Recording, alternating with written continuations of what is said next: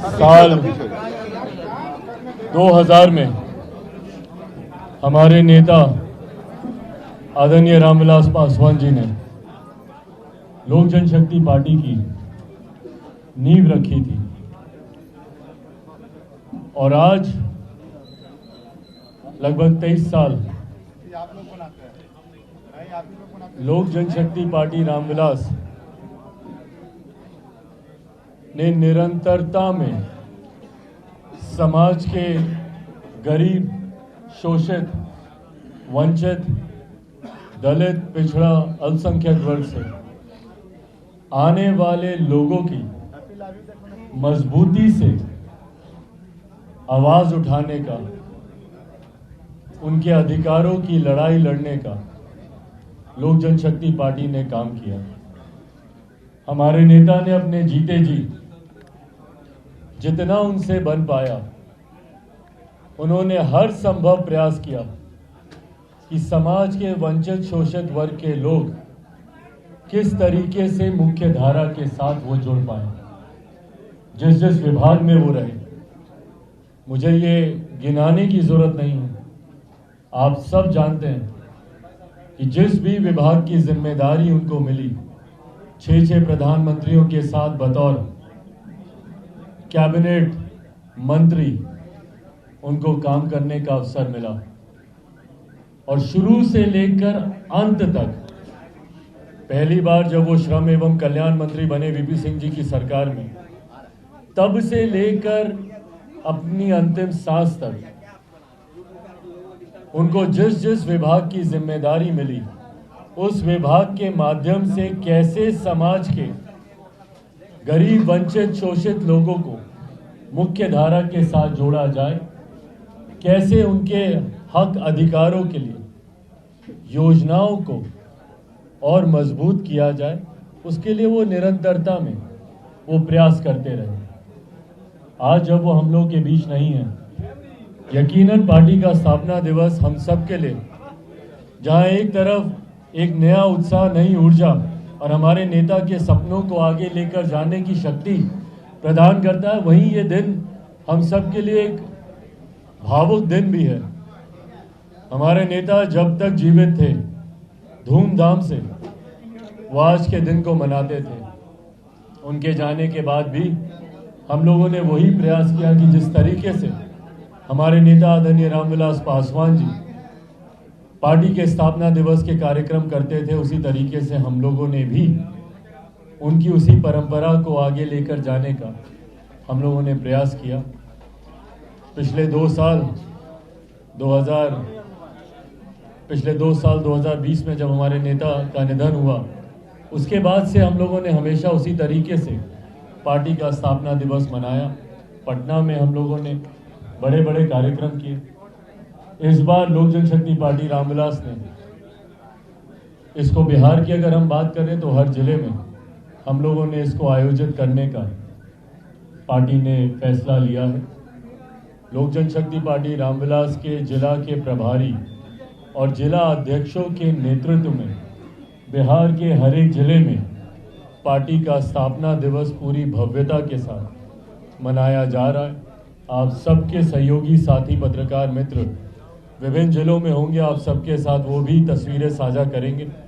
मैं खुद शाम तक जैसे जैसे मेरे पास तस्वीरें विभिन्न जिलों से आएंगी, वो तस्वीरें, वो वीडियोस अपने भी तमाम सोशल मीडिया प्लेटफॉर्म पे मैं भी उनको शेयर करूंगा। और सिर्फ बिहार में ही नहीं, पूरे देश में हर एक प्रदेश में लोक जनशक्ति पार्टी रामविलास उतनी ही भव्यता से हर प्रदेश में पार्टी के स्थापना दिवस का कार्यक्रम आयोजित किया जा रहा है। पुनः इस कार्यक्रम के आयोजन के माध्यम से ये संकल्प लोक जनशक्ति पार्टी रामविलास का हर एक कार्यकर्ता लेता है कि हमारे नेता आदरणीय रामविलास पासवान जी के जितने भी अधूरे कार्य हैं, जितने भी उनके अधूरे सपने हैं, उनको पूरा करना, उनके विचारों को घर घर तक लेकर जाना। और ख़ास तौर पर आज जब मैं यहाँ बिहार में मौजूद हूँ, एक बिहारी होने के नाते ये वादा मैं भी लेता हूँ और ये संकल्प मैं पुनः दोहराता हूँ कि अपने नेता के सपनों का बिहार को बनाने के संकल्प के साथ लोक जनशक्ति पार्टी रामविलास का ये कारवां निकला है। मेरे नेता के जाने के बाद कई लोगों ने प्रयास किया पार्टी को समाप्त करने का। कई लोगों ने षड्यंत्र रचा कि किस तरीके से मेरे नेता के विचारों को पूरी तरीके से खंडित कर दिया जाए, किस तरीके से उनके सपनों को कभी पूरा ना होने दिया जाए। और कई बड़ी ताकतें, कई बड़ी शक्तियों ने एक अहम भूमिका इसमें निभाई। पर पिछले 2 सालों में जिस तरीके से लोक जनशक्ति पार्टी रामविलास का एक एक कार्यकर्ता मजबूती से हमारे नेता के सपनों को, उनके विचारों को मजबूती से धरातल पे उतारने का कार्य किया, मैं जहां एक तरफ अपने पार्टी के हर एक कार्यकर्ता का धन्यवाद करता हूं। पिछले 2 साल यकीनन हम सबके लिए कठिन रहे, संघर्षपूर्ण रहे, पर बिना हिम्मत हारे हुए, बिना विचलित हुए हुए, बिना परेशान हुए हुए जिस तरीके से लोक जनशक्ति पार्टी रामविलास हमारे नेता पे विश्वास रखने वाले लोग मजबूती से पार्टी के संगठन, पार्टी के जनाधार और हमारे नेता के विचारों को घर घर तक पहुंचाने के लिए उन्होंने कार्य किया। जहां एक तरफ मैं तमाम कार्यकर्ताओं का धन्यवाद करता हूं, वहीं आज स्थापना दिवस की तमाम कार्यकर्ताओं को बधाई देता हूं, शुभकामनाएं देता हूं। आज इस अवसर पर प्रदेश में कार्यालय का भी उद्घाटन किया गया है। एक पहल है प्रदेश के नेताओं के द्वारा, प्रदेश अध्यक्ष जी, पार्टी के तमाम प्रदेश के वरिष्ठ नेताओं के द्वारा कि एक सुनियोजित तरीके से पार्टी का कार्य चलता रहे, उसके लिए एक विधि व्यवस्था के साथ आज हम लोगों ने यहाँ पर कार्यालय का भी उद्घाटन किया है। अंतोगत्वा हम लोगों की सोच है कि आने वाले लोकसभा के चुनाव और संभवतः उसी के साथ या उस दौरान होने वाले बिहार में मध्यवर्ती चुनाव में किस तरीके से बिहार फर्स्ट, बिहारी फर्स्ट जो हमारे नेता का सपना रहा, उसको हम लोग कैसे मजबूती से धरातल पर उतारें और कैसे बिहार फर्स्ट, बिहारी फर्स्ट की सरकार हमारे प्रदेश में बने, उसको लेकर सुनियोजित तरीके से पार्टी की रणनीति, पार्टी की कार्यशैली को लेकर हर वो संभव कदम पार्टी और पार्टी के नेताओं के द्वारा उठाया जा रहा है, जिसमें यकीनन आने वाले दिनों में पार्टी को और मजबूती मिलेगी। और जैसा मैंने कहा कि आने वाले चुनाव में यकीनन पार्टी के नेताओं की, हमारे कार्यकर्ताओं की नज़र है उसमें कैसे party Bihar first, Bihari first को लेकर जनता के बीच जाए और बिहार फर्स्ट, बिहारी फर्स्ट की आने वाले दिनों में कैसे सरकार बने। इन तमाम विषयों को लेकर आज विभिन्न जिलों में चर्चा हो रही है। इन तमाम बैठकों के बाद पुनः हम लोग प्रदेश में तमाम हमारे प्रभारी, तमाम हमारे जिला अध्यक्ष जब अपने अपने जिला की समीक्षा रिपोर्ट लेकर, कार्यक्रम की रिपोर्ट लेकर वापस आएंगे, आने वाली रणनीति को उसी के आधार पर बनाया जाएगा। अब इसके अलावा आपके जो भी सवाल हों। आज पार्टी का 23वां स्थापना दिवस है। आने वाले समय में जैसा कि अभी आपने चर्चा की कि लोकसभा चुनाव भी है, मध्यावधि चुनाव है, पार्टी की क्या रणनीति? देखिए, मैंने रणनीति के बारे में मैंने जिक्र किया, बिहार फर्स्ट, बिहारी फर्स्ट को जनता के बीच लेकर जाना और जो विश्वास लोगों का बिहार फर्स्ट, बिहारी फर्स्ट में हर बीतते दिन के साथ बढ़ता जा रहा है। और ये विश्वास मुझे जिले जिले, विधानसभा या अलग अलग प्रखंडों में जिस तरीके से पार्टी के कार्यक्रम हो रहे हैं, मैं सिर्फ उन्हीं कार्यक्रमों की बात नहीं कर रहा जिसमें मैं जा रहा हूँ, मैं तमाम उन कार्यक्रमों की बात कर रहा हूँ जिसमें पार्टी के तमाम हमारे राष्ट्रीय नेता जा रहे हैं, तमाम हमारे प्रदेश के नेता जा रहे हैं। अगर आप उन कार्यक्रमों को भी देखें, जिस भव्यता के साथ अलग अलग क्षेत्रों में ये कार्यक्रम आयोजित हो रहे हैं और भारी संख्या में जिस तरीके से लोग बिहार फर्स्ट, बिहारी फर्स्ट के साथ जुड़ते जा रहे हैं, ये हम लोग के विश्वास को बढ़ाता है। और उसी रणनीति पर हम लोग भी काम कर रहे हैं कि आने वाले दिनों में बिहार फर्स्ट, बिहारी फर्स्ट की सरकार बिहार में बना सके, इस सोच के साथ हम लोग आगे बढ़ने का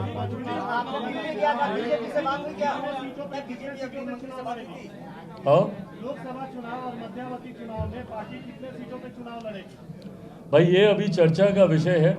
अगर ये चर्चा हो गई होती तो गठबंधन की घोषणा भी कर दी जाती। पर अभी ये तमाम बातें अभी चर्चा के प्रोसेस में है, बातचीत इसको लेकर अभी चली रही है। कुर्नी को लेकर आप सब लोगों ने सवाल किया, उस पर भी मैं जानकारी दे दूं। 2 दिन पूर्व भारतीय जनता पार्टी के प्रदेश अध्यक्ष संजय जायसवाल जी का फ़ोन आया था और कुर्नी में प्रोग्राम को लेकर उन्होंने चर्चा की थी। मुझे लगता है अभी आजकल में प्रदेश अध्यक्ष जी से, राजू तिवारी जी से उनकी बात होगी और कार्यक्रम जैसे बनेगा वो जानकारी आप सबके साथ साझा की जाएगी। स्थापना दिवस है, 23वां स्थापना दिवस है और आपका जो चुनाव अभी चुनाव आयोग के पास, क्या इसको लेकर आने वाले समय में कैसे देख रहे हैं? क्योंकि शुरू से जो बंगला था चुनाव चिन्ह अब तक जो है पेंडिंग पड़ा हुआ है और आपके चाचा भी आज मना रहे हैं स्थापना। देखिए, टेक्निकल प्रोसेस है। जिस तरीके से पार्टी में टूट हुई और चुनाव आयोग के पास जिस तरीके से ये विषय गया, ये प्रक्रिया का एक हिस्सा है जहाँ पे चुनाव चिन्ह और पार्टी के नाम को टेम्परेरली उसको फ्रीज किया गया है।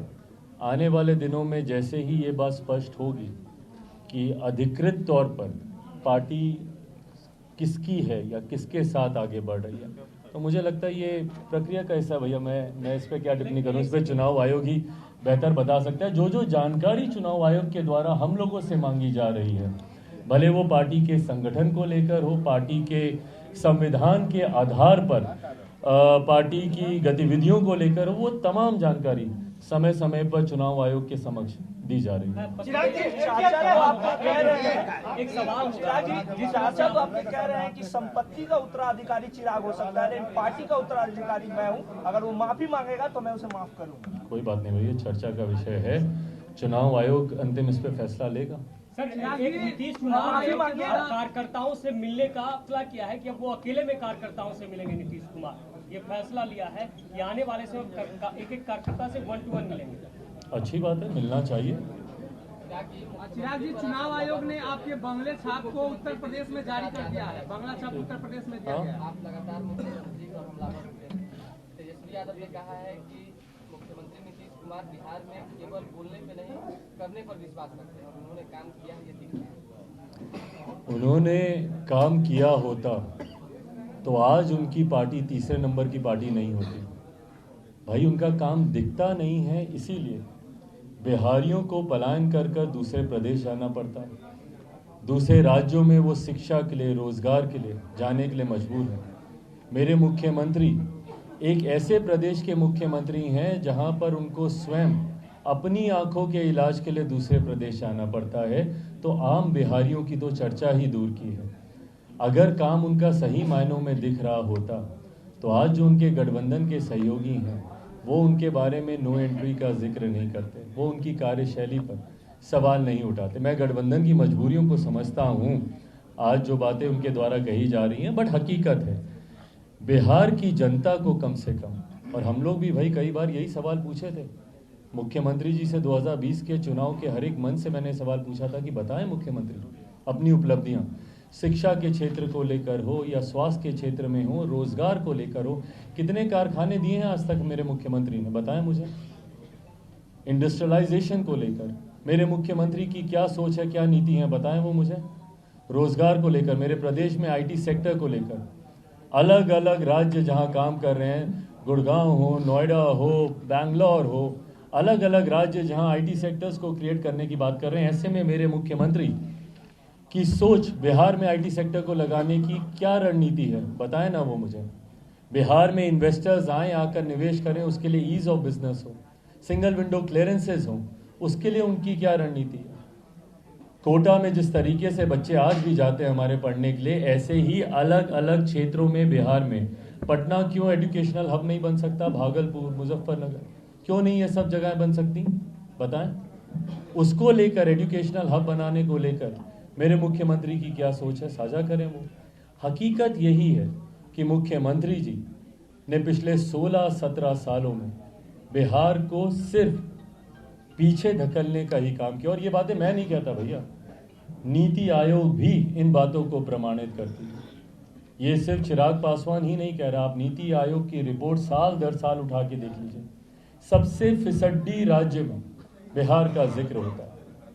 हर पैमाने पर बिहार सबसे पिछले पायदान पर जाता है और सबसे अगले पे कहाँ जाता है भैया? जब भ्रष्टाचार और अपराध की बात होती है। ये किसी से छुपा थोड़ी है। रोज हत्याएं हो रही हैं बिहार में, रोज अपराध बढ़ता जा रहा है और विकास के मापदंड पे बिहार पिछड़ता जा रहा है। तो ऐसे में अगर उनका काम दिखता तो आज वो तीसरे नंबर की पार्टी नहीं होता। चिराग जी, गिरिराज सिंह ने कहा है कि देश में जनसंख्या नियंत्रण है और जो धर्म संप्रदाय को नहीं मानेंगे उनको वोटिंग राइट्स। उनकी पार्टी की ये सोच लंबे समय से रही है। जब ये बिल आएगा यकीनन लोक जनशक्ति पार्टी रामविलास भी अपना पक्ष मजबूती से रखेगी। उस बिल को देखकर उसके क्या क्या प्रावधान हैं, किस सोच के साथ और किस मंशा के साथ वो बिल आता है, यकीनन उस पर भी पार्टी अपने विचार को रखेगी। पर हाँ, कहीं ना कहीं इस बात का पक्षधर लोक जनशक्ति पार्टी रही है। साधन संसाधन सीमित हैं। ऐसे में अगर जनसंख्या जिस तरीके से बढ़ती जा रही है, ये आने वाले दिनों में यकीनन एक ऐसी विस्फोटक परिस्थिति को उत्पन्न कर सकती है जहां पे जनसंख्या के अनुपात में साधन संसाधन समाप्त हो जाएंगे। हमारी आने वाली पीढ़ी, आने वाले भविष्य के हाथों में हम लोग संसाधनों को सही मायनों में उनके हिस्से के अनुपात में छोड़कर जाएं। उसके लिए आज से ही रणनीति बनाने की जरूरत है। इस बात का हम लोग जरूर पक्षधर हैं। मुझे लगता है जब सवाल समाप्त होने लगते हैं तब ऐसे प्रश्न उठते हैं। एक बात स्पष्ट कर दूं, लोक जनशक्ति पार्टी रामविलास के अस्तित्व को बड़ी बड़ी शक्तियां नहीं मिटा सकी। इतनी विपरीत परिस्थितियों में भी जब लोक जनशक्ति पार्टी रामविलास के अस्तित्व को कोई नहीं मिटा पाया, तो पार्टी का किसी भी पार्टी के साथ विलय करने की सोच भी असंभव है।